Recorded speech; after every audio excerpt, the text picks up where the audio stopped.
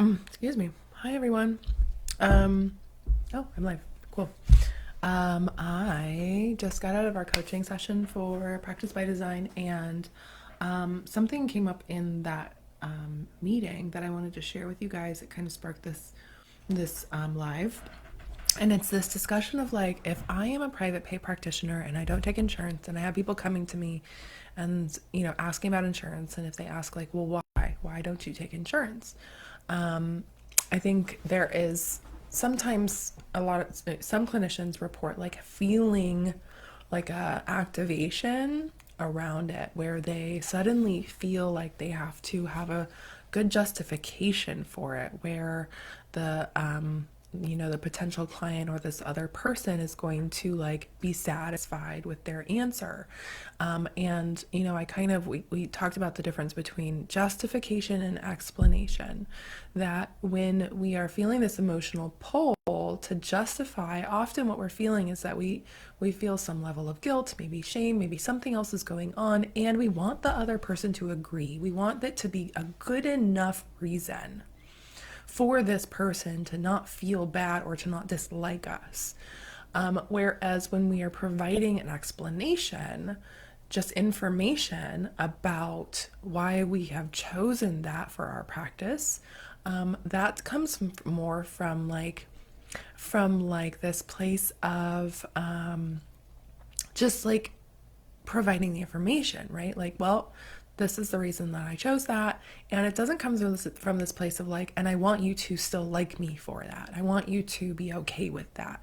That there isn't that added layer of like, and please don't hate me for it.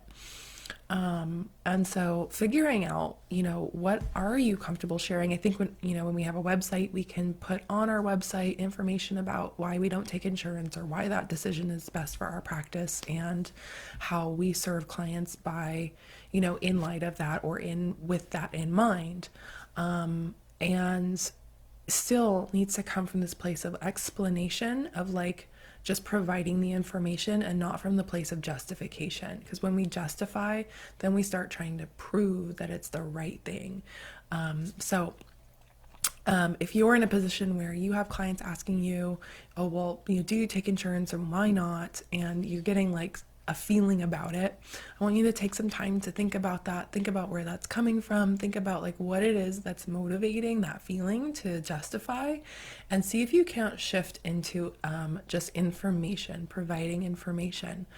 This kind of leads into another topic I know I brought up before, but your average consumer doesn't understand how insurance works. They don't understand what happens on our side of the insurance. And while it's not necessarily their responsibility, it's not their burden, it is a part of this system, and they are utilizing a system that they are unaware of how it functions. So, I know that when appropriate, I've always felt that it is in part my duty to help educate consumers about their decisions, about their purchasing decisions, and whether that's to utilize their insurance or not, or how that looks for them. And again, I'm not trying to do it from a place of like justifying or swaying them. It's not a, well, you shouldn't use your insurance because of these things. It's more a, well, here's what it means to use insurance, and here's what it means not to. And it's good for you to, like, it's good for the consumer to understand.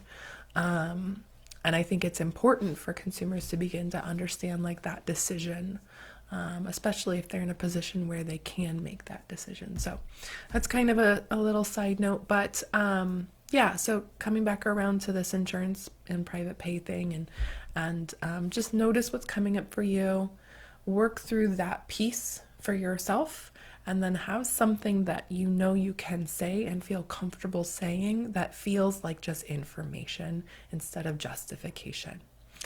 Okay, all right. Have a great day, everyone.